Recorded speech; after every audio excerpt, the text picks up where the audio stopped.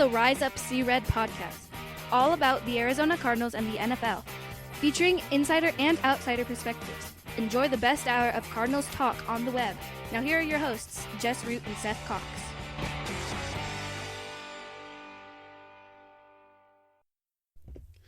Hello, Arizona Cardinals fans, and welcome to the latest edition of the Rise Up See Red podcast. I'm your host, Jess Root from CardsWire.com, the NFL wire site from the USA Today covering the Arizona Cardinals. And Seth Cox, my co-host, is on the show as we are normally having him on. He's from SB Nation's Revenge of the Birds, their Arizona Cardinals site. And we have reached week one. The rosters are cut down, and we have big news. How excited are you, Seth, for actual football coming this week? We're recording on a Tuesday night, so that means in 5 days from now, the Cardinals might be 1-0. Yeah, it's exciting. It's also odd because it still doesn't really feel like football's coming because we haven't really seen any football yet in terms of live NFL action in any way. So it feels odd. I don't know how many fantasy leagues you're in, but doing drafts Zero. and stuff. I don't do fantasy. Just doing drafts and stuff. It's such an odd season for anything in the NFL. And, we kind of talked about it beforehand. Previewing this game tonight is just odd in and of itself because we have the information that, we've kind of seen, and then we have the information that the Cardinals have given us, but we really have no information on a lot of things, and it's going to be interesting, and it's going to be exciting. It's going to be completely different and new this season. But yeah, it's just, I think it's going to be one of those things. I'm not going to believe it until Thursday night when the Texans and the Chiefs take the field, and then we start to look at, oh wow, the NFL's back. This is real. Like we can enjoy things. It's gonna be great, and it does feel like, in a way, the college football season where it just starts, and the difference is that first week isn't a cupcake. It's not ASU against NAU. It's the Cardinals against the San Francisco 49ers, the NFC champs, and so I'm so excited for this week. As I get caught up every single year, I think you've probably for the last 7 years heard me get excited about the outlook of the Cardinals, and this year I'm legitimately excited because there is the potential, and I personally am not predicting a big year, but there's the potential for doing something special if everything comes together. It's not like other years where you felt like things like they legitimately have the talent on their roster right now to do really good things. Yeah, fans that we're friends with that I talk to and text with, they were texting today after the the news on DeAndre Hopkins about how they feel like for the first time since that 2014-15 season that you see this team building in the right direction where you feel like that they're going to be good consistently, and that they're prioritizing the right way, and that they're kind of getting their superstars taken care of, and then they'll fill in the rest of the roster with good talent, but knowing that they've got these guys under lock and key, and it's different than even that feeling after the 2016 season, because I think we would all agree we were all very excited for 2016, that everybody felt like that was going to be a good year, and then just the injuries beset the Cardinals, and it just didn't happen. But that 2017 season felt like it was just them trying to get one more season out of it. And in 2018, you and I have talked about this quite a bit, felt like it was them trying to put a Band-Aid on a head wound. And it was just, there was just nothing that now all of a sudden in 2019 was just a complete overhaul and rebuild. And it's just so much, you feel like you're seeing them grow, and now you're just like, okay, I got to see it on the field now. Let's get going. Right. So in this episode, episode 277, we break down some of the big things that happened. The biggest news is that on Tuesday, it became official. The Arizona Cardinals signed DeAndre Hopkins to a contract extension, where we'll break that down, react to that, as well as talk about the news over the weekend, which deals with the roster cuts. We'll talk about the roster cuts and our reactions to what the final roster looks like, the movement that's happened since then, and then kind of what our biggest hopes and concerns are for the season, and then look ahead to week 1 against the San Francisco 49ers, key matchups, predictions, and that sort of thing. So let's get things started with the DeAndre Hopkins deal. You knew it was coming quickly when the reports, those national reporters, hey, Cardinals and DeAndre Hopkins are closing in on a deal that's going to make him the highest paid receiver, going to make him this.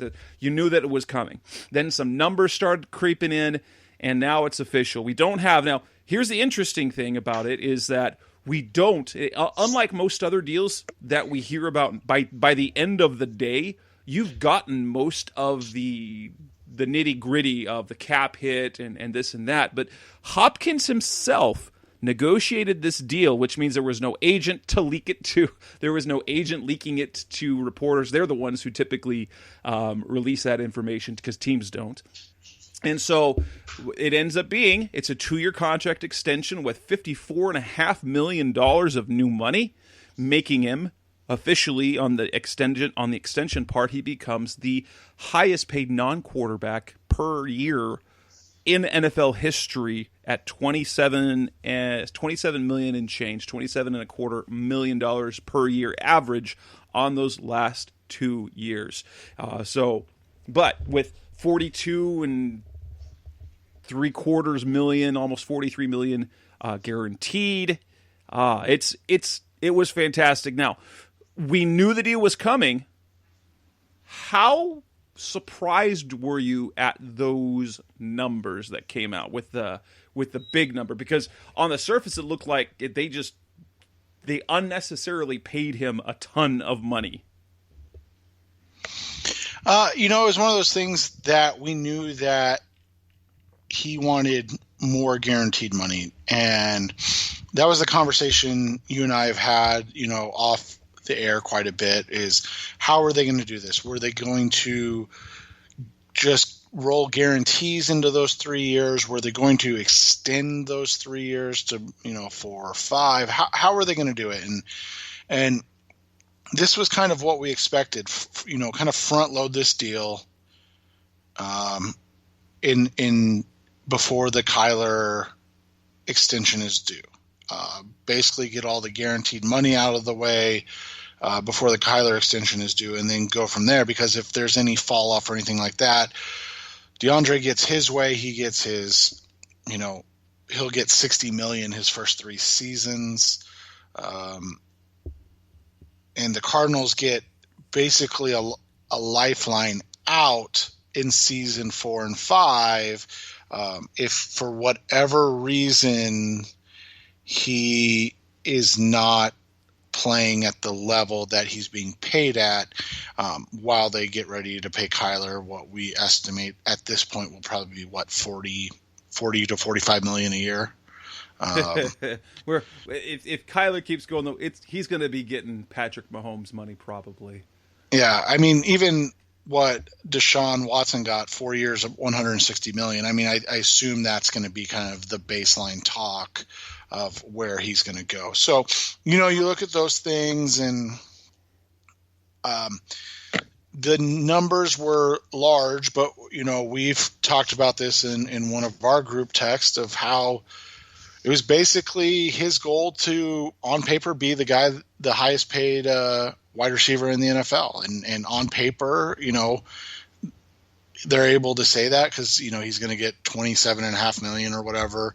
The reality is it's basically a 5-year, $18.8 million contract. So he's not technically the highest paid per season receiver, but when you look at cap allocations and things like that, the numbers work out. And in fact, he's the highest paid non-quarterback in NFL history in terms of that type of cap allocations and things like that, with that $27.5 million number. And that's what he wanted. And that's, as much as it seems like an astronomical figure, the reality is it's front loaded in a way that helps the Cardinals tremendously moving forward after this season, because it's not going to be the old Cardinals way. I mean, at least right now, of, it's season 4 and this guy's fallen off and he has, $28 million in dead money still sitting at the back end of his contract that they're going to have to pay off. And so I think that was a win-win for everybody. I mean, when you look at it from when you're just talking about these massive contract extensions, this was as win-win as I think one can get. Oh, in terms of what Hopkins was looking for, and kind of, it does reset the receiver market a little bit if you're just looking at the extension part. And honestly, I have zero problem with the way they structured it. The Cardinals got a little bit of criticism that they vastly overpaid, so they traded for a guy and then way overpaid him. But part of from the Cardinals' perspective, because they traded for him and didn't have the cap hit from the previous part of the deals, they got Hopkins in a scenario where he was on a super team-friendly contract, and essentially they just made it. It feels, based on, if you look at the full 5 years now, it's really kind of like a Chandler Jones. It's paying him very well in terms of in line with the top receivers overall, but not the very top. He gets the title for the top because that's how you report. You just look at the extension added on and the money added on. But you look at it, and now we have to figure out, I haven't seen exactly what the cap number is going to look like, but he gets $29 million in year 1. Now, he was already due $12.5, so there's $16.5 million in new money this year. So how that actually gets structured, how much of that is a signing bonus, that to kind of lower the cap hit for this year. But if you look at the first 3 years of the deal, there's only $20.1 million in new money over the first 3 years. So essentially, it was basically, in a way, the Cardinals were fixing Hopkins' contract and lining it up with the market and still giving him that title, highest paid, just like what they did with Budda Baker, just like what they did with David Johnson, just like they did with, they didn't do it with David Johnson, he was almost that, but just like they did with Patrick Peterson, giving them those highest paid title for that. But it gives him $20 million more dollars in those first 3 years. And then if you look at the last two, because the reality is it's $34.5 million left over the last 2 years of his deal, which, let's be honest, now I don't want the cap hits probably be at around $20 million-ish each of those years, but you're paying him, $17-ish million a year for the last 2 years, and he's going to be 32 years old. Now, what I'm super impressed about this, and how much was the truth leading up to it, and how much he's saying now because the Cardinals paid him money, is that the Cardinals were a team he chose. And so there were many teams who wanted him, but he also wanted the Cardinals because he saw the potential of Kyler Murray to grow with him, stay with a quarterback for several years. And interesting thing is we learned about in the press conference is kind of his post-football. Hopkins wants to be an executive. He wants to be a general manager, and that was kind of the part of the reason why he negotiated his own deal, is so he could become well-versed in contract language. And so it feels like he's lining himself up, and ideally, if he can be kind of the next Larry Fitzgerald in that sense, that he continues on, and after age 32, as kind of Larry Fitzgerald done, has take the $11 to $12 million 1 year deal up until the end of his career. So Hopkins can basically become a lifer as a Cardinal too. Yeah, and that's the hope, is that he's kind of the next in line and takes the mantle from Larry Fitzgerald, and then they've got that guy for the next 5 years, or hopefully longer, that can be the guy and be the top wide receiver, where they're not having to fight like they did, or rely on a 36, 37-year-old to be their top guy. So, it's smart, and I think it's a continuation of what's been a solid offseason.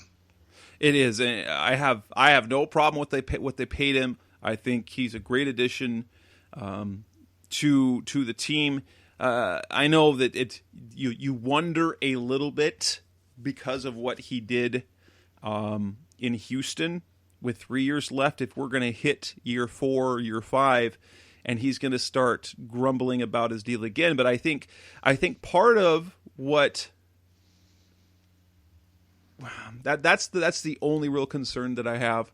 It's interesting how the contract is structured, because how it's set up right now is they have Buddha and Hopkins now through 2024. How we're set up now for Kyler Murray, year 1's 2019, 2020, 2021, 2022, and it'll be 2023 when his 5th-year option hits, and 2024 is when ginormous contract is going to come into play for Murray. And it sets up both of those contracts, as many contracts do not actually reach the actual end of their term, especially big deals like that the Cardinals could be able to potentially, if the need were to arise for whatever reason, to cut ties with one or both of those players without major cap implications there in 2024. And hopefully the revenue recoups and the cap continues to jump up with the new TV deal, and they'll be able to fit everyone under the cap, and that'd be fantastic. But it's kind of interesting how they structured those, is because 2024 is when Kyler will hit the big money. Yeah, and so that's how, they're basically setting up for talent pre-Kyler and then talent post-Kyler. And we've seen teams do that. Obviously the Seahawks and the Packers, and now it'll be interesting to kind of follow the Chiefs and how they and Texans and how they do that, because at least the Seahawks and Packers and Chiefs had won a Super Bowl, and how that goes that way. Yep. Hopefully they can get that. Coming up next on the Rise Up C-Red podcast, the best of Cardinals talk on the web, we're going to move on from the Hopkins deal and talk about the weekend of roster cutdowns. Break things down, react to what we saw the Cardinals do. That's coming up next on Rise Up C-Red. We're back on the Rise Up C-Red podcast, the best of Cardinals talk on the web. The rosters were cut down to 53 players, and probably most notably of all the moves that were made was one that was not even on final cutdown day, and that was the release of 5 players, which included our super potential receiver in Hakeem Butler, whom everybody loved coming out of the drafts. Pro Football Focus loved him. The analytics guys all fawned over Butler, and it just didn't work out. He gets cut. He wasn't even among final cuts. He gets cut the day before. He doesn't get brought back on the practice squad. He's not claimed on waivers and doesn't sign with any other team's practice squad either. What exactly happened to Hakeem Butler? It's just one of those situations where you take a guy because of his athletic ability and talent, and then you hope it works out. And then if it doesn't work out, you have to be smart enough to move on. And I think, we heard whispers last year from somebody that at the time we knew worked in the organization about how bad is probably not the word we want to use, but how they didn't develop at the speed that everybody was expecting. And that, that the fact that they got, or that he was injured, probably saved him from being cut. And then this lost off season that's the type of thing that hurts a player like that, where their skills aren't there in terms of the finer points in the technique of the game. And instead, they're a group, or he's a guy that,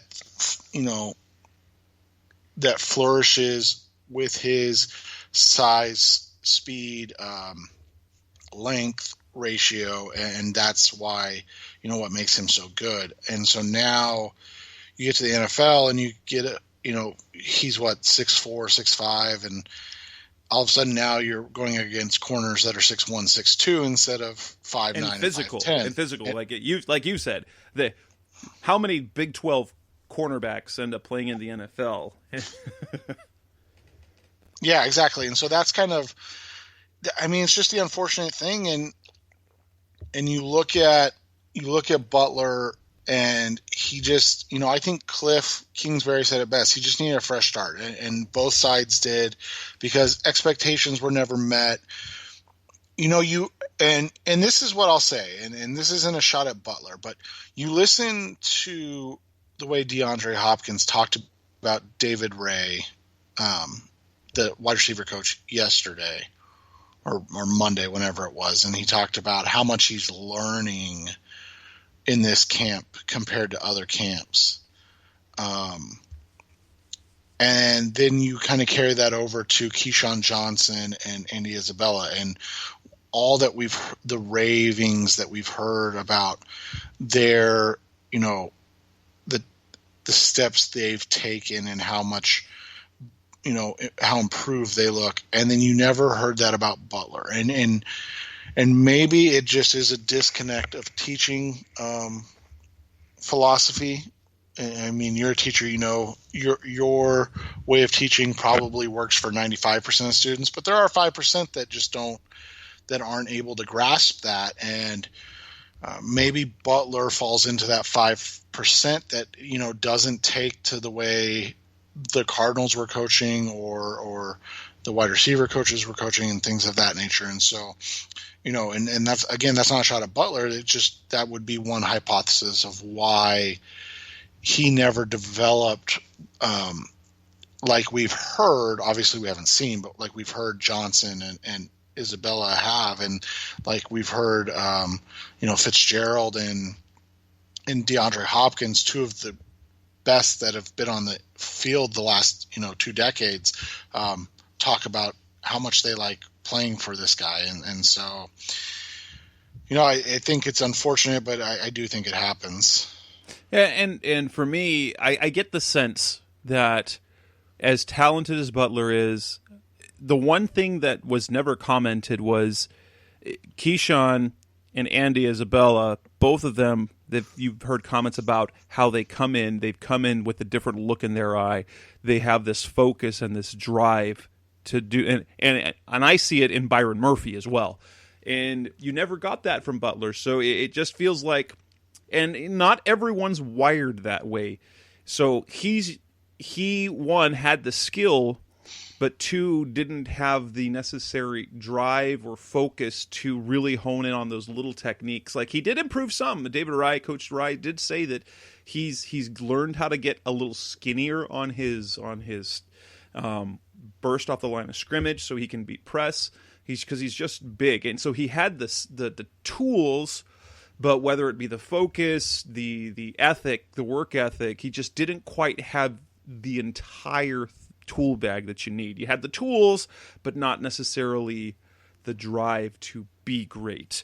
Because he was great in college and he dominated, and it was easy for him. And it kind of like the same thing we saw from Robert Kimdichie. It wasn't necessarily he was a bad dude. It's just you just need to succeed in the NFL. Not only do you need to have physical tools, but you also have to have a certain mentality. And not everyone has it, and it's okay. It's okay if you don't. It's just the NFL requires a certain level of focus and drive and mentality to not only get there, but to thrive in the league.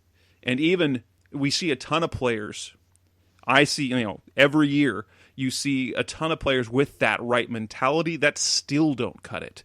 Then it's hard to see because the NFL, it's a rough gig. This is a tough time, and unfortunately,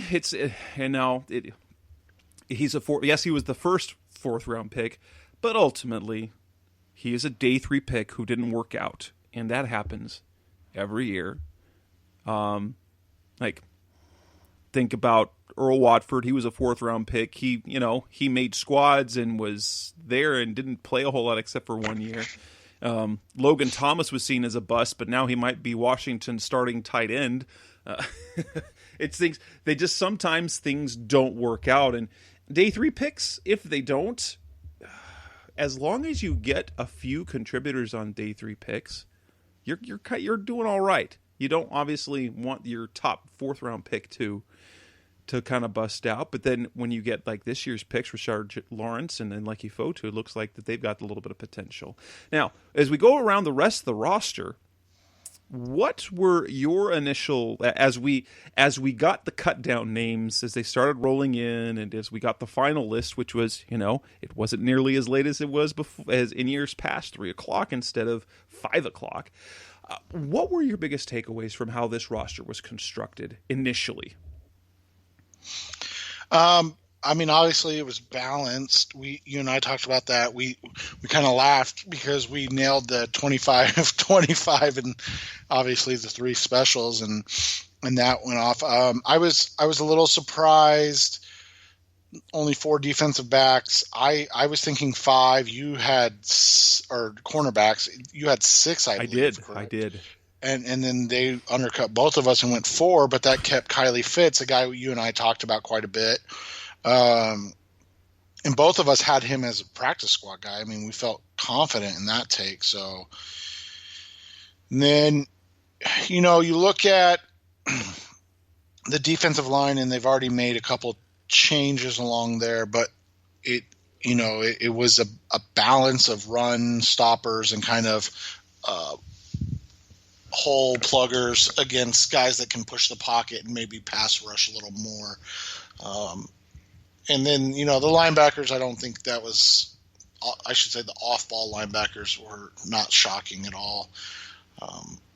And then the safeties, you and I debated the Banjo and Washington thing, and I had this feeling that the fact that they've been so – or Jeff Rodgers has spent so much time, trying to get this to be one of the best special teams units in the NFL. I felt like he was going to want to keep both those guys. I did not see them keeping both Vallejo and Zeke Turner like they did, and you and I talked about that a little bit as well. We thought one of those guys would make it and one of those guys would be on the practice squad. And, obviously we picked differently and both of us kind of missed because we both got one right and not the other one. So it's just one of those situations where, I think on the defensive side of the ball that you had a lot of balance and you had a lot of special teams focus. Offensively, I don't think there were really any surprises outside of just keeping 3 running backs. And that wasn't a surprise outside of you and I are still kind of wondering who they're going to have return kicks and punts at this point. Maybe they're just going to let them go out of the back of the end zone or send somebody back there on punts to fair catch, and that'll be that. But yeah, I don't think there was a huge surprise. I guess Kylie Fitz would probably be the biggest, like, whoa, that was a name I didn't expect to see type of thing. There for me, honestly, there was one, like, not the actual addition didn't surprise me, that the fact that they went with having the 3 quarterbacks on the roster, I was mildly surprised. I wasn't surprised completely, but I felt that with some of the other needs on the roster, I thought there's no way they could keep Chris Streveler, and Cliff Kingsbury made it clear. Both Hundley and Streveler earned their spot on the roster. We'll see what Streveler ends up doing in terms of special teams, if any. But for me, really, the one surprise was Michael Dogby, who made the initial roster. We'll talk about there's been some moves. He's no longer on the active roster. But Michael Dogby and Jonathan Bull making the team and Jonathan Bullard getting cut for me was oh, wow, because Bullard played quite well last year. he had probably his finest season. He only played 9 games for the Cardinals and probably had his best season in the pros. And so I felt Bullard pretty much was a lock for the roster the entire time. And to have Dogby make it instead, I was like, wow, because if you guys remember, Dogby was perhaps one of my favorite players in the draft. I thought that he's the type of guy that would have ended up being a gem eventually, just the type of mentality he has on the defensive line. He hasn't done anything much yet, but I was surprised, and I was really thrilled to see that he cracked that roster.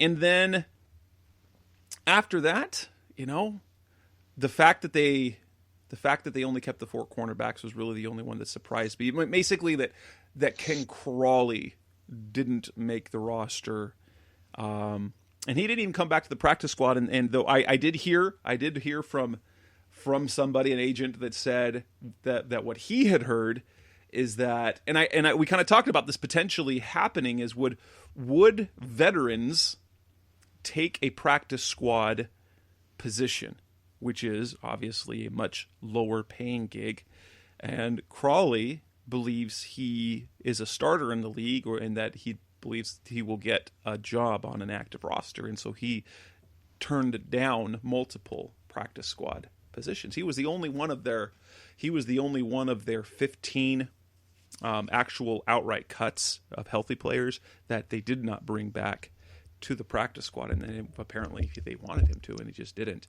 I can see why Kevin Peterson was the only backup cornerback that they kept on the roster, because of his versatility, because he can play inside and he can play outside. So I can see why they decided to go that. And then at the same time, Chris Jones, they've protected this week off the practice squad. So you might see him elevated during the week to the active rosters. You can elevate 2 practice squatters to the 53-man roster towards the end of the week. It is kind of adding to the potential of you being able to be used on game day. Other than that, I was not super surprised about any of them.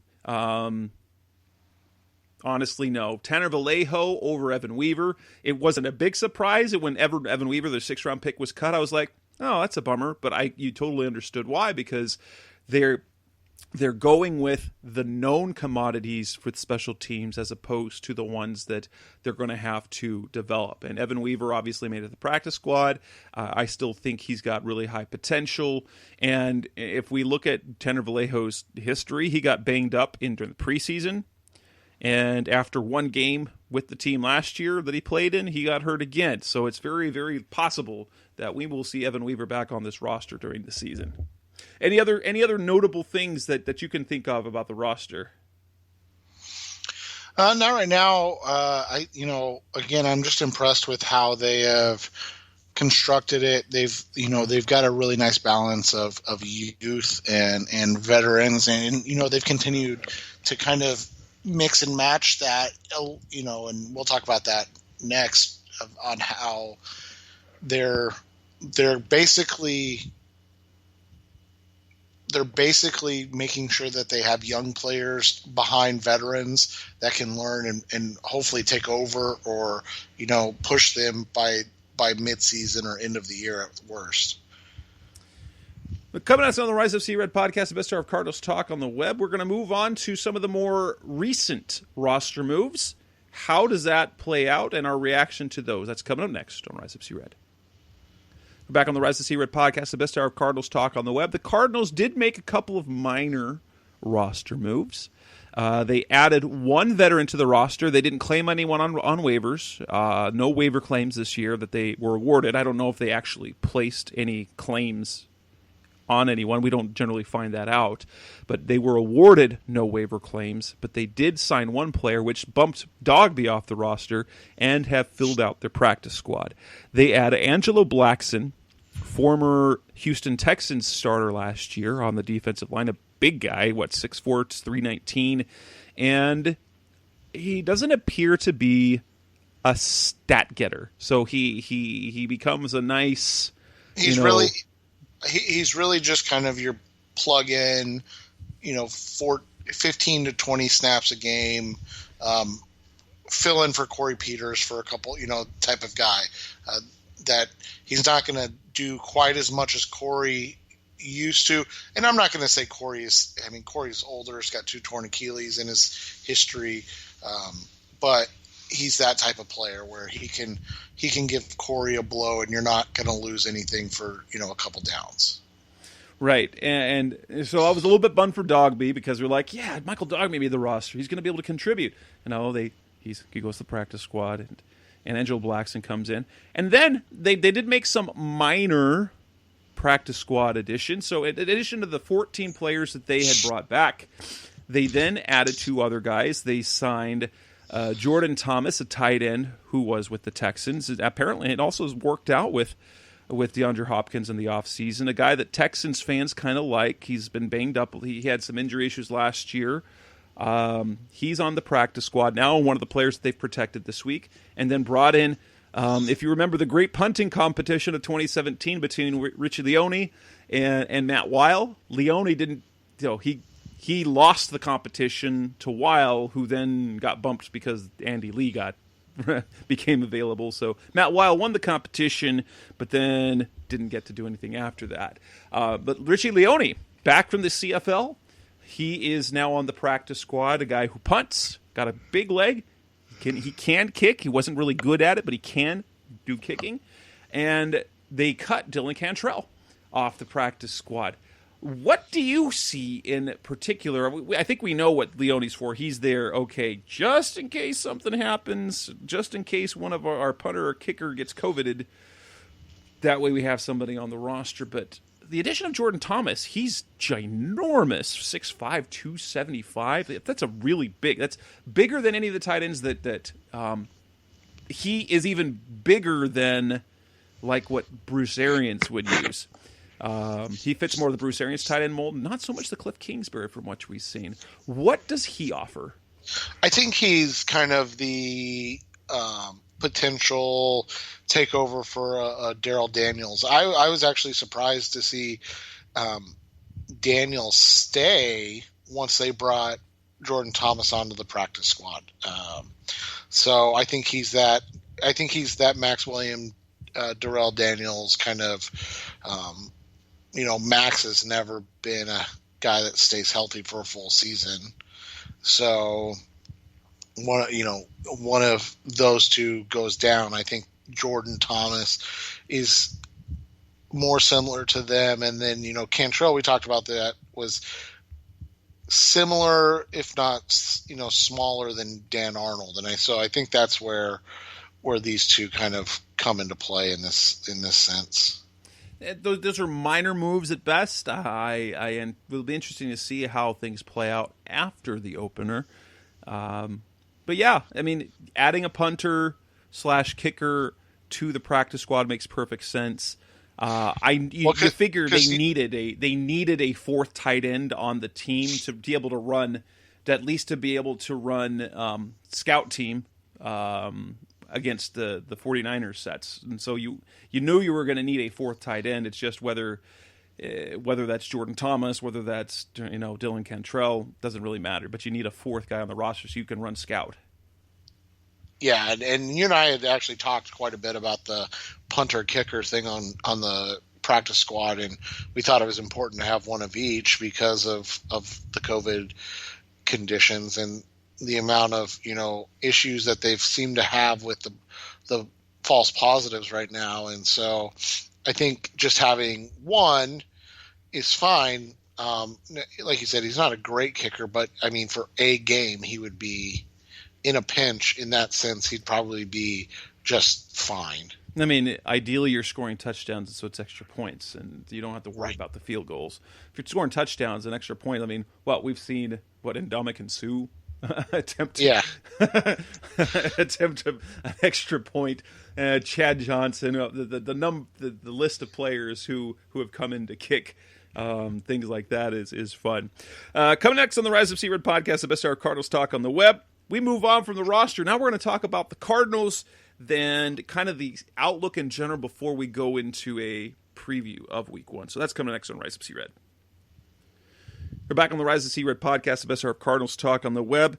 let's talk about this coming season. So this is not a real big preview, but as we enter the season, let's talk about hopes and concerns. Not just hopes and wishes, because hopes and wishes are as one of our local media members likes to say, dreaming is free. But hopes and concerns. Where do we believe that the Cardinals, what can we believe they could achieve, and what do we think is going to hold them back? Let's start with how good could the Cardinals potentially be? I think the biggest thing for them is going to be how good their defense is in 2020. And so the hope is that if the defense has a similar jump in 2020 to what the offense in 2019, so going from worst in the league to average, and that, I mean, that was such a statistically massive jump for the offense. If the defense can do similar, and I don't think people understand how much that's asking, but if the defense can do similar, I think this team can compete not just for the playoff spot, but be competing for an NFC West title. I don't know if it's plausible or possible that the defense makes that significant of a jump, but that I think is the hope, is that the defense has similar improvements to the offense from last year, and that the offense continues to trend upward, and we see a top 7-8 offense and then a top 16 to 18 defense. And I think that's a team that's going to be really, really good and be able to compete. Yeah, on the top end, I actually believe that if everything goes well, we could see the Cardinals improve very much the way the 49ers did last year, coming off of 2018. I'm not saying like 13 games, but I fully believe that if everything goes right, if everything goes as planned, then this is a team that could win the NFC West. They'd be in the mix, like you said. They could definitely win the West, because I think in terms of hopes, this offense should be great. I mean, you look at it, the scheme is proving to be good. The quarterback should be great. Like, it'll be disappointing. Like, honestly, I know it's the expectations, like the numbers. I think I will be disappointed a little bit if Kyler doesn't have, a combined total yardage of between 4,500 and 5,000 yards combined between his rushing and passing totals. I think 4,000 yards passing is a lock. I think based on the passing scheme and his improvements, it should be a lock. I think he should be great. And if he is great and the running game continues to be, and I really believe in the run schemes that the Cardinals have, after we saw what Kenyon Drake and Chase Edmonds can do after, unfortunately David Johnson just didn't fit. His running style early on in the season just didn't fit, and then they didn't trust him enough. This offense should be great. It should be a top 10 offense this year. And then the defense, like hopes. I mean, last year it was hot garbage. Like the pass defense was just so horrifically bad, and I like to point this out. Their passer rating allowed, their opponent's passer rating was 109.4 or 109 point something. A passer rating of 109 is what earns quarterbacks like MVP seasons. That's higher than, and that's like Hall of Fame plus level. So basically, every quarterback that played against him had a career game. Basically, the collective quarterbacks had the best season that you could possibly have. They gave up 38 touchdown passes. I believe the record worst is I think the Texans in 2010 gave up 40 touchdown passes. And that was with basically no ability to cover in the middle of the field. One edge position, which was completely unable to cover at all, with a depleted defensive line to injuries, with your third, fourth, and fifth corners playing for the first half of the season, essentially. There's if this team with the improved talent and fit isn't an average defense, I'm really going to be shocked, because I think Devon Kennard is a perfect fit. I am super excited about what he can achieve this year from that other edge position. Devondre Campbell is a huge upgrade over Hassan Reddick and Joe Walker, and then you add Isaiah Simmons to the mix. I honestly think a healthy Drake Kirkpatrick is probably even better than a Robert Alford. Now that's going to be different. He's not as familiar with the scheme, but in terms of talent and length, if he is healthy, I think he's even better than Robert Alford, and we know what Patrick can do when he's motivated. I think Byron Murphy's going to be good, and I think the back end's going to be fine. So I'm not saying they're going to be a top 10 defense, but this should definitely be an average defense. And if you got a top 10 offense and an average defense, and you're not turning the ball over too much, this is a team that be good. Now, my concern is, well, what if Murray is less careful with the ball this year? We saw some turnovers late in the year as opposed to being careful early on. That could derail some potential greatness, or if that second corner spot ends up being Kirkpatrick, who's 30 whatever years old, and he gets hurt, that you don't have much depth at that position, and you've already burned a roster spot for that. And then what if Christian Kirk gets dinged up again, and then you just have, for me, it comes down to if people play to their even just average potential, I think they're going to be good. But are you concerned that a key position like, say, Chandler Jones gets hurt for a few games, or Kennard, or one of the cornerbacks, then that really changes what they can do defensively. Yeah, and that's the thing, is they're woefully thin at a number of key positions. I would say their two most or their two positions with their best depth is probably quarterback and running back, and the wide receiver depth isn't bad at all either. I think you have a lot of unproven talent at the wide receiver position, but I think you have a lot of highly invested talent. So I just, it's not a very deep team. The offensive line does have some depth that's interesting, but for the most part, I think this is a top-heavy team, and if they can stay healthy, I think that's going to be one of the biggest keys. And you can say that about every team, obviously, but I think the Cardinals' top 25 is probably closer to Seattle's than it is to, let's say, Jacksonville's, which is a big improvement from having the first pick 2 years ago. So I think that's one concern is injuries, like you said, the depth at certain positions. I think another concern is whether or not Vance Joseph is the guy on defense. I feel like he's never produced consistently as whether he was the head coach calling the defense or just flat out the defensive coordinator. I don't feel like he's produced enough to give him the benefit of the doubt over his career. And so I'm interested to kind of see how that plays out this year, because from what we've seen and then heard at training camp, he's been very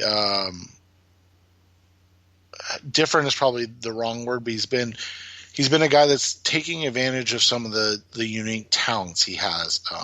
Obviously Jess and I are kind of embargoed from giving out too much information, but you'll see in week one, you'll see some of this stuff.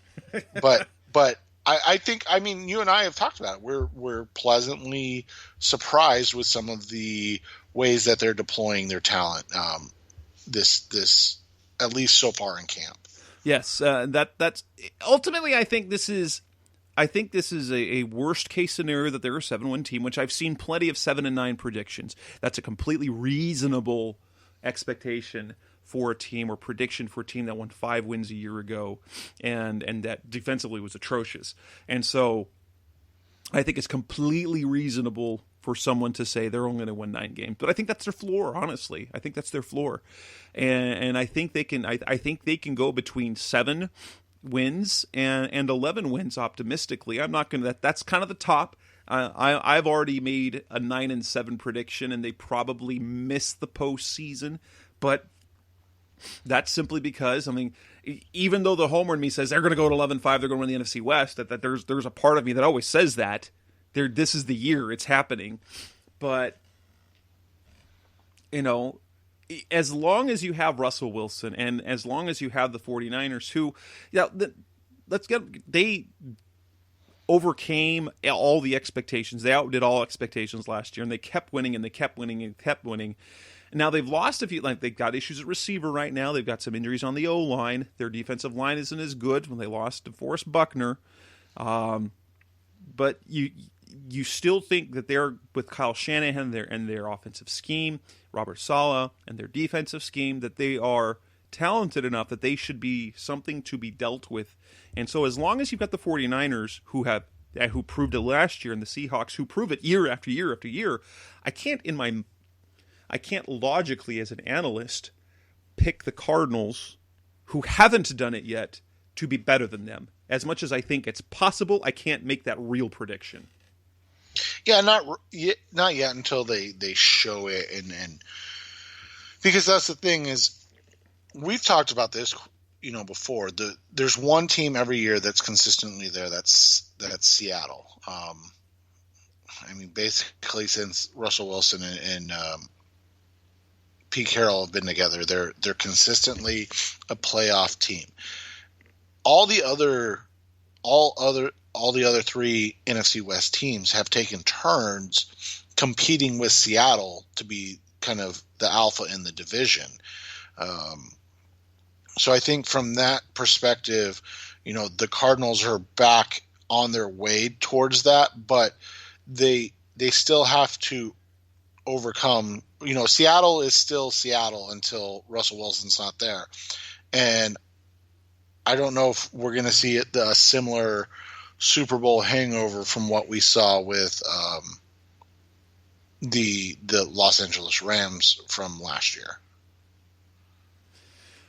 Coming next on the Rise of C-Red podcast, the best hour of Cardinals Talk on the Web, we'll wrap things up by talking about Week 1, 49ers, predictions, matchups, what we expect to see from the Cardinals in this new season. That's coming next on Rise of C-Red.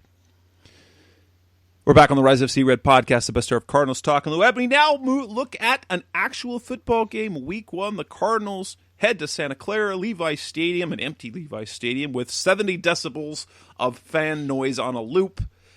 What do you expect to see from both teams? I expect the 49ers come out and kind of do what they do. You're going to see a lot of 2 tight end sets with Kyle Juszczyk in as well. So you're going to have some heavy packages with George Kittle and Jordan Reed, and then Kyle Juszczyk, which, I mean, man, just being honest, those are really tough covers, because they are so talented. So, I think they'll get away with being kind of cautious with Deebo Samuel's return and Brandon Ayuk at wide receiver. And then defensively, I'm just expecting to see a really aggressive defensive line that's going to give their talented linebacking corps. Now we'll see what's going on with Fred Warner. He's still technically on the COVID-19 list. He's also allowed to come off the COVID-19 list at any time. So it's not like a guarantee that he won't be there, but it's interesting that he's still there, and we are about to get our first injury report. We'll have our first injury report probably by the time this is dropped.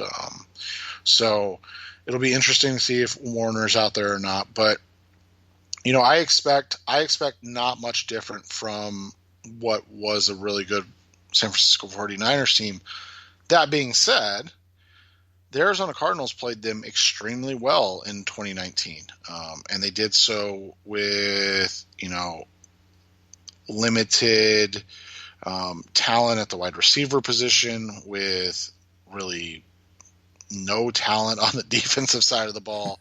And now those both should be improved enough, and you have enough of similar talent, along the offensive line, and then of course at the running back position, where you feel like they have improved. Is it going to be enough to beat San Francisco, even though it's not technically on the road in the sense of a huge home field environment? It's still a road game against an NFC West opponent and one of the best teams in the NFC going into the season. I look for the Cardinals to kind of do what they did last year, just with more success in those single wide receiver sets with DeAndre Hopkins. All of a sudden now you're not throwing to Keyshawn Johnson, and that's not trying to be offensive to Keyshawn Johnson. He's just he's nowhere not near. DeAndre Hopkins, definitely Right. not. And so I think you're going to see that, and I think you're going to see, what we talked about, a hopefully improved defensive unit that gives, when the offense gives them back the lead, doesn't just go and give it back up real quick. Right.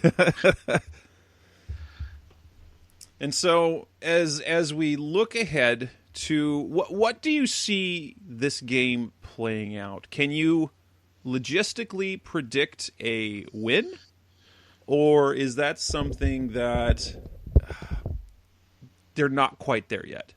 I would be more comfortable predicting a win if we had really seen anything this year, but we're really going off of paper and what we saw last year. And while I truly do believe that the Cardinals have improved more than anybody else in the NFC West, I think that there was still a big enough gap where you're going to give the benefit of the doubt to San Francisco at home. If this game was at State Farm Stadium, even in these conditions, I would feel a little bit more confident in a Cardinals win. I did put a wager on the Cardinals money line, which means them to win straight up. So But that's a big payout, though. Yeah. That's a potentially bet. It's worth making that bet. What are they at? I think we're at plus 260. We got in at 275. So Ooh, so yeah, Cardinals win. That's nearly 3 times the money on a win. Right, and so that's what kind of like you said, you feel good enough that you're willing to throw down a little bit on that bet, but you're not. I don't think you're expecting a win, but you feel like they've done enough where they could potentially pull what would be considered at this point an upset. Like I said, it's just way harder because we really haven't seen anything. Right. We don't know exactly how in sync they're going to be against a different defense other than their own. That's always the question. And as we see in college first games, even against the Cupcakes, you often see teams a little sluggish because they're not used to facing other players. Now, granted, they run scout during the week, so they're facing that scheme, but it's different when you are, playing against someone else who's earning an NFL paycheck too. They're paying them too, and so right. It's different than just giving you looks on practice. Well, and it happens to be, one of the best teams in the NFL, especially on defense. I'd like to say that the Cardinals, now for Niners Wire, my prediction, I did predict a Cardinals win, that they kind of shocked them. I think it was like 36-31 or something like that. But honestly, I think it'll go down to the wire, and that if I'm making a realistic prediction, that the 49ers will pull away. Either it'll be one of two things, that the Cardinals fall just short of the rally, or the 49ers come away with a late touchdown. And even though the defense is improved, they see, they kind of have some of the same problems, because they could have or should have won both games last season, the Cardinals. They had a lead in Santa Clara, and they just needed to stop. And then Jeff Wilson, touchdown, and then the backdoor push on everything with that fumble and touchdown at the end of the game. But then the one on Halloween night, if they get one stop, the Cardinals were down by 3, and the way they were moving the ball, it just felt like that they were going to win that game. So there was a game they should have won, another they could have won, and so I kind of expect the same thing. I want to make a Cardinals win prediction, but I'm just not quite ready to do that. I think Kyler will play great. I think the defense will falter, unfortunately, which is sad in my mind, which is weird because the 49ers, which the Cardinals are in a really good position because, the 49ers are really, Deebo Samuel, I doubt, plays.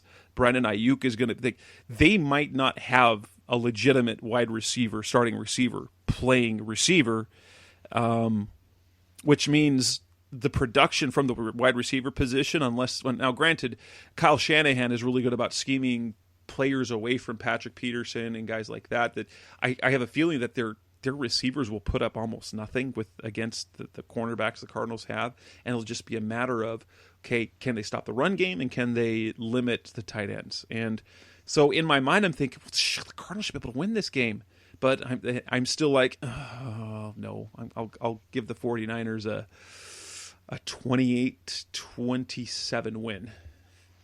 Yeah, and I would agree with something like that, where you see a 31-28, Niners win in a game that leaves you excited but frustrated at the same time. Yeah, and I want the Cardinals. It would be fantastic for them to win the game because then you get that monkey off their back, like something that Seth's pointed out. It's a stat that the Cardinals have not been over 500 since 2015. Because they started 2016 losing their opener, they never got over the hump after that. So it's been since 2015 since they've been over 500. It would just be fantastic to start the year that way, especially because the next 3 games after that, like the Cardinals, even if they lose the first game, 3-1 is kind of what they should be, and if they beat San Francisco, they really could be 4-0 to start off the year. Yeah, and you'd really like to see them come into, this is looking way ahead, but you'd love to see them go into that Monday Night Football game as a team that is respected around the league and that people are, looking forward to seeing play. And that would be, that's week 6, and there's a really good chance that even like you said with the loss in week 1, that they could go into that Dallas game at 4-1, and you're feeling really good. And like you said, you beat San Francisco, man, 5-0 going into Dallas on Monday night. That maybe Jess and I can pull our money together and buy half a seat. That's $13,000. Yes, that'd be fantastic. Take that trip down there. And with that, we will wrap up this edition of the show. We are expecting a good game in week 1, and we will be back next week to talk about that. Hopefully the Cardinals are 1-0, but if not, at least hopefully they look like the promising team we all believe that they can be. So we will end this edition of the Rise Up See Red podcast, the best of Cardinals talk on the web. We'll be back again next week. We're going to be on the air pretty much every week from now until the end of the football season. That's Seth Cox. I'm Jess Root. We'll be back again next week. Thanks for listening. Go Cardinals. Thanks for listening to the latest edition of the Rise Up See Red podcast. Listen to previous episodes and subscribe to the show on Apple Podcasts, Stitcher Radio, Audioboom, or many other podcast platforms so shows are delivered directly to your mobile device. Please give the show a 5-star rating and always support the sponsors who support the show. We'll be back soon for the best hour of Cardinals talk on the web. Rise up, Red Sea, be Red, See Red, and of course, Rise Up, See Red.